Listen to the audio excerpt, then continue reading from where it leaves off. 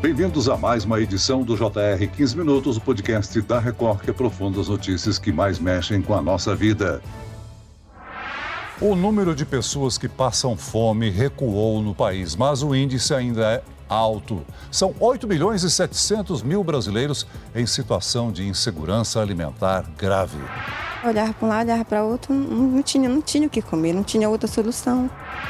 A insegurança alimentar moderada ou grave atingia 7 milhões e 400 mil famílias brasileiras no último trimestre de 2023, número que representa 9,4% do total de lares do país. Os dados são da Pesquisa Nacional por Amostra de Domicílios, a PNAD contínua do IBGE. Ao todo, 20 milhões e 600 mil pessoas têm uma alimentação abaixo do ideal. O número caiu mais de 3 pontos percentuais desde o último levantamento feito em 2017 e 2018, mas ainda é alto, porque o Brasil, como um dos maiores produtores de alimentos do mundo, ainda enfrenta esse problema. Quais são as regiões onde a insegurança alimentar é mais grave e como acelerar a redução desse índice? O JR 15 Minutos de hoje discute o mapa da fome no Brasil com Nájila Veloso. Ela é coordenadora regional de programas de alimentação escolar da América Latina e Caribe, FAO, que é parte da ONU para Agricultura e Alimentação. Bem-vinda ao nosso podcast, professora.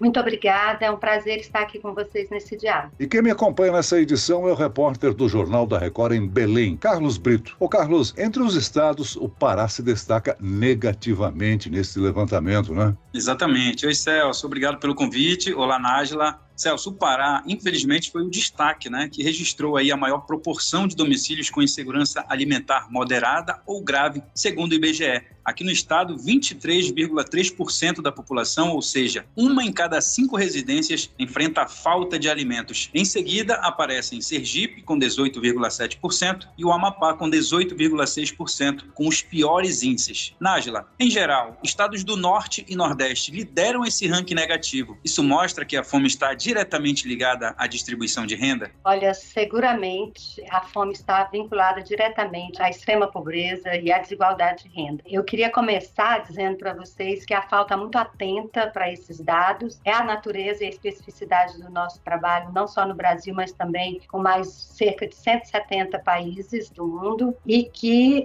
esses dados que nós vemos, especialmente mostrando essa desigualdade regional, não é só vinculado à questão da falta de alimentos, mas também a falta de acesso aos alimentos. O Brasil tem alimentos suficientes, mas a falta de acesso aos alimentos é que produzem dados como esse. E comentar também que esses dados, eles têm uma relevância importante, porque eles vão mostrar a relação com outras políticas como educação, saúde, desenvolvimento social, agricultura e outros. Embora o Pará, Amapá e Sergipe estejam aí em evidência pela região norte, mas esse é um problema global. Nós lidamos com uma série de evidências no mundo de fome e pobreza. Para vocês terem uma ideia, o último relatório da FAO, Panorama de Seguridade Alimentar e Nutricional, mostrou que houve um crescimento de 2019 para cá de 1,1% da população em estado de subalimentação. Isso significa que nós temos hoje, dentro do panorama global, cerca de 700 milhões de pessoas que ainda estão nessa realidade.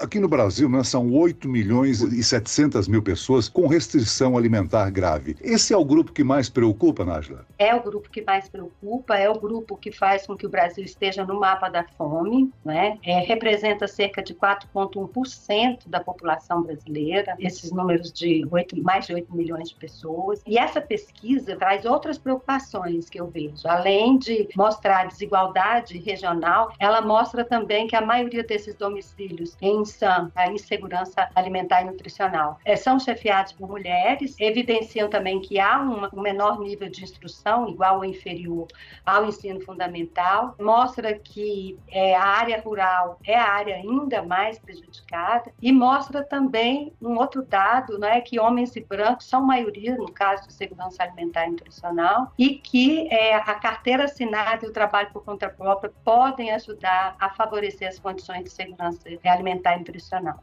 Por outro lado, também esses números da PNAD 2023 revelam uma questão importante, Houve um recuo desses números. E isso vai nos mostrar que existe, subliminarmente, eficácia e eficiência das políticas sociais adotadas para o enfrentamento dessa realidade. Sobretudo, eu diria que uma priorização dessa agenda de combate à fome e à pobreza extrema é uma questão importante a ser ressaltada aqui no Brasil, porque, como eu disse para vocês antes, do ponto de vista global, houve um aumento desses percentuais e nós estamos evidenciando aqui no Brasil uma diminuição desses números. Agora, Nájila, qual é a diferença deste grupo para quem apresenta insegurança alimentar moderada ou leve? E também, essas duas faixas, elas reúnem mais de 55 milhões de pessoas. A insegurança alimentar moderada ou leve significa que as famílias têm alguma preocupação com as refeições que vão realizar durante o dia. Mas essa camada que nós estamos fazendo referência, ela mostra que, além da preocupação, existe também a ausência, a falta da alimentação concretamente para atender as necessidades nutricionais do indivíduo. No mínimo, as 3 refeições, que é o café da manhã, almoço e jantar, que essas famílias deveriam ter e não estão tendo acesso, lamentavelmente. Nájila,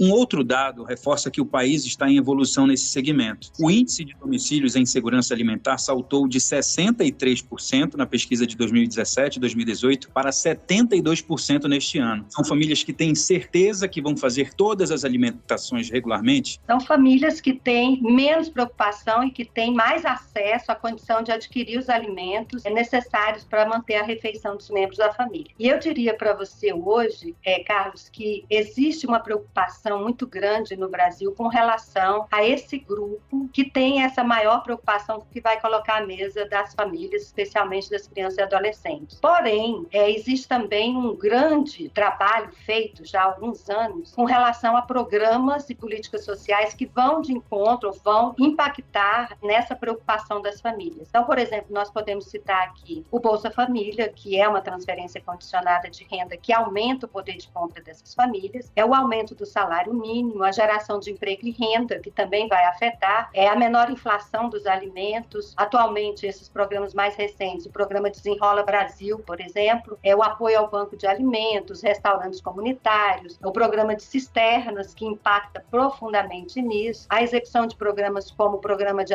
aquisição de alimentos, que estimula os pequenos agricultores a produzir e a vender em associações cooperativas, a facilitar o acesso a essas populações por meio de feiras, por meio de compras que o Estado oferece para algumas entidades. E agora eu destacaria que um dos impactos que nós vamos ter sobre isso se a reforma tributária conseguir zerar a alíquota de alimentos in natura e minimamente processados da cesta básica. É incrível a realidade que a gente vive aqui no Brasil, né, Nájila? É o maior produtor de alimentos do mundo, é o país que mais desperdiça alimentos, mas o importante é a gente melhorar a distribuição de renda, né? Que é uma saída que você apontou, né? Sem dúvida, essa é uma política complexa, não é? Essa questão da segurança alimentar nutricional, ela não diz respeito ao que se come ou ao que se deixa de comer. Na verdade, ela diz respeito a um conjunto de ações que precisam ser enfrentadas e que essas políticas, quando bem desenvolvidas, quando ampliadas, quando adotadas, elas ajudam não só nessa questão da redução da pobreza, mas ela ajuda também, Celso, ela impacta nos índices de mortalidade infantil, ela melhora a participação feminina no mercado de trabalho, ela melhora o rendimento na educação, na saúde de modo geral, ela diminui essa desigualdade regional do país, ela melhora, além dos indicadores de segurança alimentar, ela também vai impactar naquela despesa social individual gigante que nós convivemos no mundo, que são as vinculadas às enfermidades crônicas não transmissíveis, como diabetes, hipertensão, doenças renais e outras, que são vinculadas e oriundas dessa má alimentação. Então, é um problema complexo e que demanda análise e também soluções complexas. Os programas sociais como Bolsa Família e outros similares, eles ajudam, mas sozinho não conseguem cumprir esse papel. Aí eu pergunto, é um problema que o Estado não consegue solucionar sozinho? Eu diria que é um problema vinculado a uma série de outras questões globais e eu destacaria hoje as grandes crises que nós enfrentamos, né? Nós estamos vindo de uma pandemia que alterou significativamente a vida de mais de 120 milhões de pessoas com relação ao que vão comer, ao que comem, aumentou o desemprego, aumentou o valor dos alimentos e vinculado a essa pandemia, pós-pandemia, nós somos também fruto de conflitos armados, né, de guerras nos países que também altera o preço dos alimentos. Somos também vinculados a um cenário de câmbio climático, de mudança climática, que impacta drasticamente na produção produção de alimentos, porque todas essas crises ambientais, esses desastres que nós temos como enchentes, secas, o aumento do nível do mar, a invasão, o crescimento do volume de água dos rios, o impacto que isso tem na biodiversidade, tudo isso vai fazer com que nós tenhamos que lutar ainda com mais força para garantir a produção de alimentos e o acesso das populações mais vulneráveis a esses alimentos. Agora, Nájila, falando em impacto, né, um dos índices apontados pela pesquisa PNAD contínua do IBGE mostra que há uma incidência maior de famílias ou de casas com mais número de crianças, né? E adolescentes. É verdade. E é por isso que eu quero chamar a atenção para uma das políticas governamentais com a qual eu trabalho, né, no nível de América Latina e Caribe, junto com o governo brasileiro, especialmente o Fundo Nacional de Desenvolvimento da Educação, FNDE, e a Agência Brasileira de Cooperação. Os três juntos, a FAO, FNDE e a ABC, dialogam esse tema em toda a América Latina e Caribe, e a ABC, inclusive com outras agências, dialoga no nível global. Imagine que nós precisamos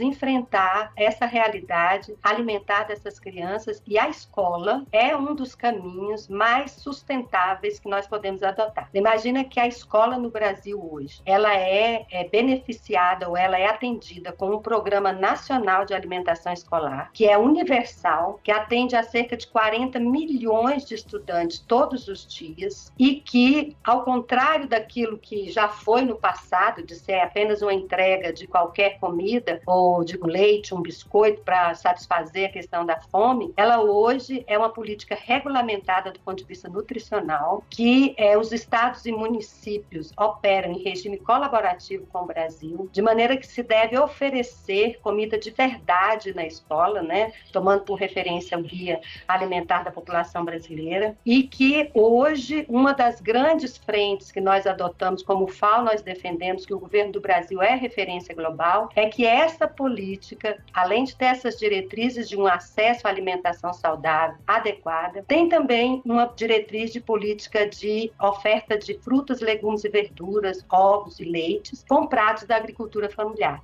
Então, veja que para enfrentar isso, essa política ela é muito potente no sentido de minimamente atender as necessidades nutricionais do estudante via escola, e mostra que ela tem esse outro viés de oferecer condição para que o pequeno agricultor venda pelo menos 30% do recurso nacional tem que ser aplicado na compra de produtos da agricultura familiar. Por outro lado, vai atender esse outro lado também da pesquisa, que a pobreza e a fome extrema está no campo. Então, com a compra da agricultura familiar, nós temos como, por meio do PNAE, enfrentar e melhorar a qualidade de ingresso dessas famílias, melhorar a capacidade de oferta da comida na escola, e é um programa que tem 200 dias letivos atendidos, e que quando você ouve alguma notícia, isso não deu certo, está acontecendo isso ou isso, hoje a sociedade brasileira já cobra que todos os 40 milhões tenham acesso à comida de verdade na escola, que é um avanço gigantesco a partir da implementação da Lei de Alimentação Escolar de 2009. Aqui em Belém, a Central de Abastecimento do Pará, que antes descartava aí cerca de 10 toneladas de alimentos, hoje trabalha com reaproveitamento, né, de alimentos para combater a insegurança alimentar. Esse ponto é importante nesse tipo de combate? Completamente. Todos os aspectos que ajudam a pensar em garantia do acesso à comida de qualidade, a redução de perdas e desperdícios, a permitir que a população se alimente com comida de verdade, tudo isso vai impactar. Essa agenda que o PNAD traz para nós hoje precisa ser entendida como uma agenda que não é só do Executivo, não é só dos estados, prefeituras ou da União, ela é uma agenda do Legislativo, do Judiciário, ela precisa ser enfrentada pelos vários setores do governo, sociedade civil. Por isso é importante o fortalecimento recente que nós tivemos do Conselho de Segurança Alimentar e Nutricional, que vem trazendo esse diálogo do governo e sociedade civil organizada para incidir sobre políticas como essa. O Brasil tem movido essa agenda nacional e também internacional. Hoje, liderando a Aliança contra a Fome no Mundo, no âmbito do G20, assumindo a presidência, o governo brasileiro traz uma importante elucidação desse tema e vai seguramente estimular para que todos os agentes federados desenvolvam ações como essa que você menciona do Pará e outras tantas que já existem em vários outros locais. O 15 Minutos de hoje termina aqui. Eu quero agradecer a participação e as informações de Nájila Veloso, coordenadora regional de Programas de Alimentação Escolar na América Latina e Caribe, FAO. Obrigado, Nájila. Eu que agradeço e a FAO também. E agradeço também a participação do repórter do Jornal da Record, Carlos Brito. Obrigado, Carlos. Obrigado, Celso, pelo convite, Nájila, pelos esclarecimentos. Esse podcast contou com a produção de David Bezerra e dos estagiários Fernando Russo e Isabela Santos. Sonoplastia de Marcos Vinícius, coordenação de conteúdo, Edivaldo Nunes e Deni Almeida. Direção editorial, Tiago Contreira. Vice-presidente de jornalismo, Antônio Guerreiro. Você pode acompanhar o JR 15 Minutos no portal r7.com, nas redes sociais do Jornal da Record e nas principais plataformas de streaming. Eu, Celso Freitas, te aguardo no próximo episódio. Até amanhã.